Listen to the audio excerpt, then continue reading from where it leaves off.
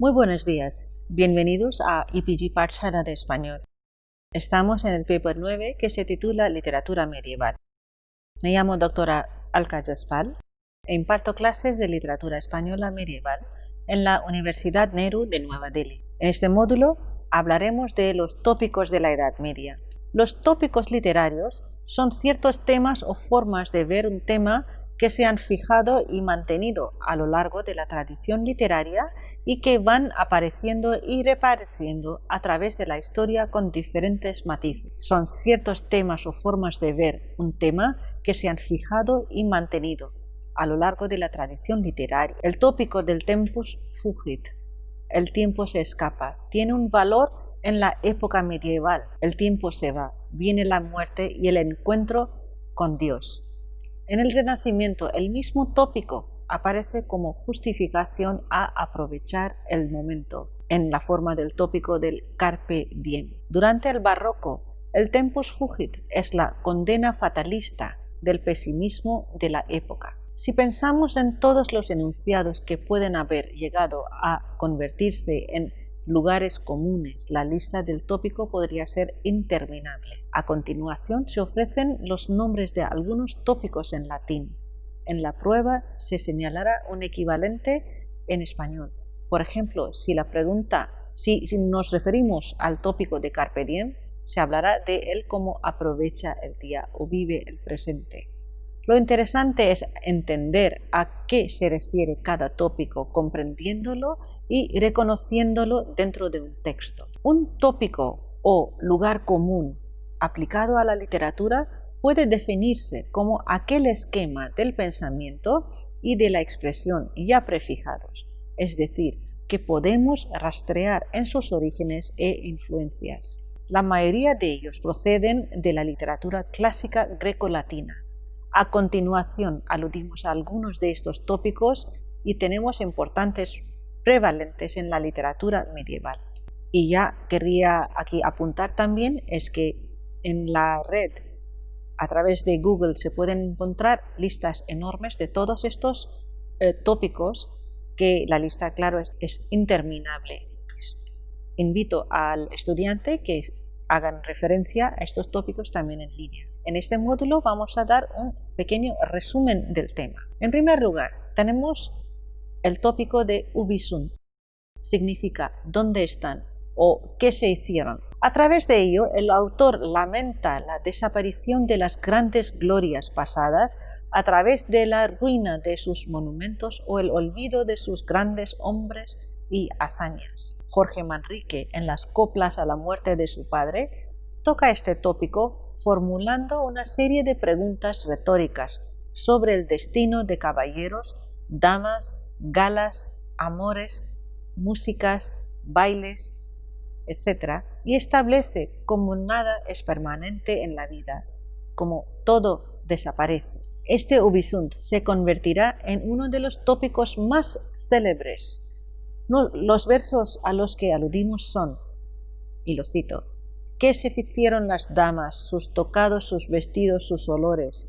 ¿Qué se ficieron las llamas de los fuegos encendidos de amadores? El siguiente tópico es puer senex, o niño viejo. Según este, un joven pide consejo a un sabio anciano, experimentado, y lo sigue con gran beneficio. El conde Lucanor es buen ejemplo de este tópico. Plantea a su criado una pregunta y éste se lo contesta a través de una fábula terminando en una moraleja. Siguiente tópico es el hombre como microcosmos o espejo del macrocosmos o universo. Aristóteles dijo que el hombre era como un universo pequeño, pues en él se reflejaban las mismas características que en el universo mayor. Así está compuesto de 4 humores de la misma manera que el universo de 4 elementos. Tiene 7 aperturas que corresponden a los 7 planetas. Su cabeza es el cielo y su cuerpo la tierra, etc. El ejemplo más famoso aparece en el libro de Alexandre.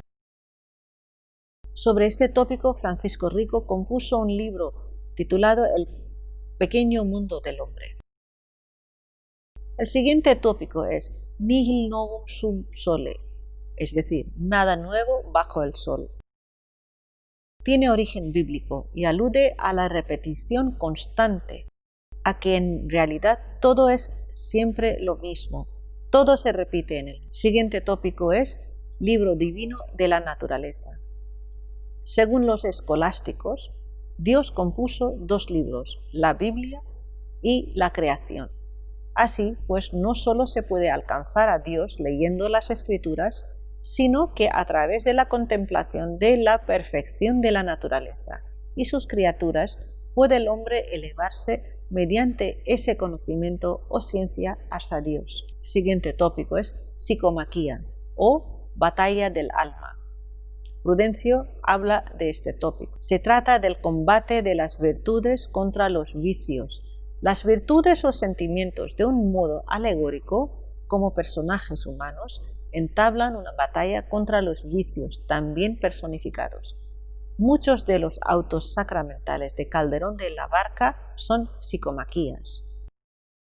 Siguiente tópico es el homo viator o hombre caminante o peregrinaje. Establece que la vida es un viaje iniciático que nos va cambiando y purificando, así transformándonos en otras personas más sabias y maduras, conforme atravesamos por diversas experiencias y desengaños. Es el todo pasa y todo queda de Antonio Machado o la referencia de Berceo en la introducción a los milagros de Nuestra Señora, en que compara al hombre con un romero o peregrino. Yo, maestro Gonzalo de Berceo, llamado, yendo de romería me vi dentro de un prado. El siguiente tópico es vita flumen, es decir, la vida como un río. Es una variante del anterior tópico, nuestras vidas son los ríos que van a dar. Y es un tópico muy hermoso que el propio Machado empleó alguna vez. Y así lo expresa en sus coplas Jorge Manrique también. Nuestras vidas son los ríos que van a dar en la mar, que es el morir. Otro tópico importante es la muerte igualadora. En la Edad Media, sobre todo en las danzas de la muerte, se veía a esta como la gran niveladora de las diferencias sociales en vida insalvables, pues hacía tabla rasa desde el Papa hasta el que no tiene capa. El hecho de que todos seamos iguales ante la muerte lo podemos ver en la danza general de la muerte del siglo XV. Siguiente tópico es el Magister dicit, es decir, el maestro ha dicho, o argumento de autoridad. En la Edad Media, las opiniones escritas se respetan no por su verdad intrínseca, sino por el prestigio de quien lo ha afirmado. No se discute lo que han dicho las grandes figuras, porque no existe sentido crítico. Este tópico se usa mucho para reforzar el argumento. Así encontramos expresiones como he dicho el maestro o dicen las escrituras. El sentido crítico aparecerá en el Renacimiento, cuando la imprenta vulgarice la lectura y multiplique el número de los libros y, por tanto, el número de contradicciones y de opiniones divergentes. Siguiente tópico es todo compuesto según peso y medida. La mayor parte de las obras medievales poseen una curiosa superstición por la composición según números, cuyo caso más visible es la Divina Comedia, compuesta en 3 partes por tercetos, estrofas de 3 versos, y con 3 personajes principales, entre otras curiosidades. 0 la preocupación por el número 1, que es el indicador de la unidad deística, o también la preocupación por el número 8, que es el indicador de la infinidad eterna. Asimismo, todos los poemas de Berceo siguen una estructura tripartita. Existe una superstición artística por el número áureo, el 3. Indica, como bien se intuye, el dogma religioso cristiano, Padre, Hijo y Espíritu Santo, es decir, la Trinidad. Siguiente tópico es el vanitas vanitatum, es decir, vanidad de vanidades, y todo es vanidad. Eclesiastes. Nada merece la pena o el esfuerzo por conseguirlo, porque no es posible alcanzar satisfacción. Todo se reduce a polvo. Es otro tema que se repite muy a menudo a través de la literatura medieval.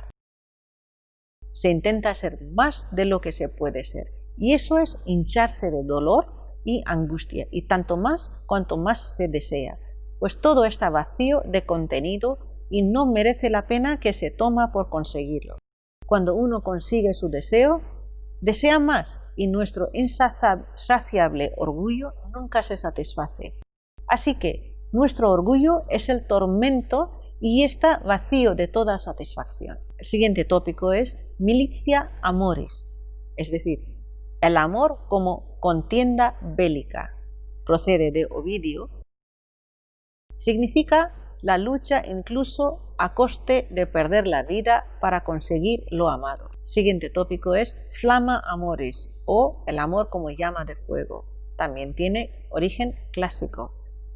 Y como se sobreentiende, el héroe sufre por su obsesión amorosa de lo amado. Es el fuego que quema. Siguiente tópico es Fortuna Imperatrix Mundi, es decir, la fortuna es la emperadora del mundo, o rueda de la fortuna. La fortuna todo lo trastoca, eleva al malvado y arroja a la miseria al virtuoso. Este tópico nace de Consolatione Philosophiae de Boeccio. Siguiente tópico interesante es Captatio Benevolentiae, o captura de la bienquerencia. El autor empieza modestamente fingiendo inseguridad o simulando torpeza y escaso saber para ganarse la benevolencia del lector. Es propia de los prólogos y comienzos de las obras medievales. Siguiente tópico, locus amoenus. Es un término literario proveniente del latín que significa lugar ameno o placentero y generalmente se hace referencia a un lugar idealizado tanto de seguridad como de confort, bello, etc. Lugar de encuentro entre los amantes, se asemeja al Edén. Puede ser positivo como jardín protegido o también negativo, lugar en medio de la selva. En la literatura es frecuente la utilización de estos lugares imaginarios e idealizados, en especial en la literatura occidental. Aparte de esta enumeración de tópicos, hay unos aspectos que se repiten y a las que se da mucha importancia en la literatura medieval. Es el tratamiento del espacio, tiempo, la fama, el destino y el saber. El espacio. En primer lugar, tenemos la instancia de la problemática del espacio, tanto físico como religioso en la literatura medieval. Opera en dos ejes primordiales, el vertical y el horizontal. La verticalidad se indica por arriba y abajo. Cuanto más se aproxima arriba o a alto, se llega más cerca a los espacios divinos y la protección divina. Como en el cuadro se ve muy claramente, abajo o bajo se hace referencia al subterráneo, al infierno, a lo negativo, a la perdición y, por último, sin olvidar, al mundo de Satanás. En medio tenemos la tierra, el lugar donde opera el hombre. Repetimos, por contrario, cuanto más se va a los espacios de abajo, se aproxima más a los mundos nefastos y la sucesiva perdición del alma. Por otra parte, tenemos la horizontalidad espacial. En el centro tenemos el hombre. Hay 3 círculos. Eso podemos, como indicamos en el cuadro, son 3 círculos concéntricos. Justo en el centro tenemos al hombre como eje. Siguiente círculo, podemos denominarlo como dentro, es el espacio donde opera este hombre. Puede ser la ciudad, puede ser el pueblo, es la protección que le provee este ámbito habitado. Y por último, el círculo exterior es lo que denominamos como fuera. Son las selvas, la mirabilia peligrosas, es también ahí también tenemos la distancia como otro elemento. En este gráfico lo que se ha intentado explicar de manera rudimentaria lo que significa el espacio horizontal para el hombre medieval. Dentro de la ciudad está a salvo, seguro y protegido, pero fuera ya pierde la protección que le proporcionan las murallas físicas de la ciudad, la protección nobiliaria o regia, y está expuesto a los ladrones, asesinos, etc. Cuanto más se aleja de la ciudad, se expone más a peligros y ya al final, cuando adentra en los espacios completamente desprotegidos, selváticos, tanto más se expone a los peligros desconocidos y monstruosos. Por otra parte, el tiempo es lineal y circular a la vez. Lineal en el sentido de que nunca se observan los llamados flashbacks, el ir y volver repetitivo temporal. La acción es siempre progresiva hacia el futuro. Por contrapartida, también es circular en correspondencia con el calendario agrícola y climática. Las estaciones climáticas se repiten, primero viene la primavera, luego el estío, el otoño y luego el invierno. Siempre vuelven a tiempo regular. El eje del contenido didáctico es el saber y que ese saber siempre tiene una finalidad trascendente. El hombre sabio es el emblema de la perfección. Es cuerdo, astuto, inteligente.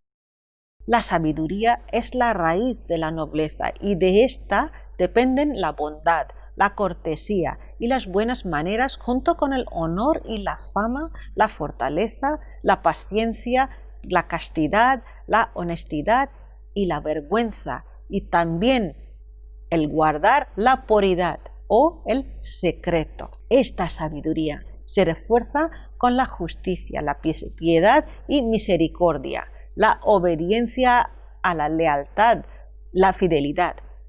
Es la moderación, la mesura, el justo medio que rige el comportamiento ético del individuo en todas sus esferas de actuación.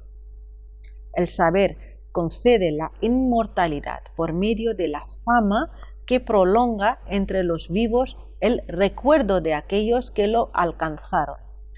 La escritura, gracias a su poder de perduración en el tiempo, se convierte en el vehículo que conduce a la vida eterna. El destino predetermina la natura básica del hombre, que viene determinada desde el nacimiento, de un modo que resulta difícil, cuando no imposible, de modificar. El concepto puede tener una vertiente individual o social. Sea en un aspecto u otro, la natura es prácticamente inmutable. Los cuentos enseñarán los graves riesgos que se corren por intentar cambiar la natura del hombre. El destino encarnado en la divinidad rige la vida de todos los hombres, los cuales también actúan determinados por su origen social. Se culpa al destino de provocar acciones incomprensibles e inevitables, las venturas que escapan al poder humano. Se admiten las venturas con la resignación fatalista del que conoce su impotencia para evitarlas.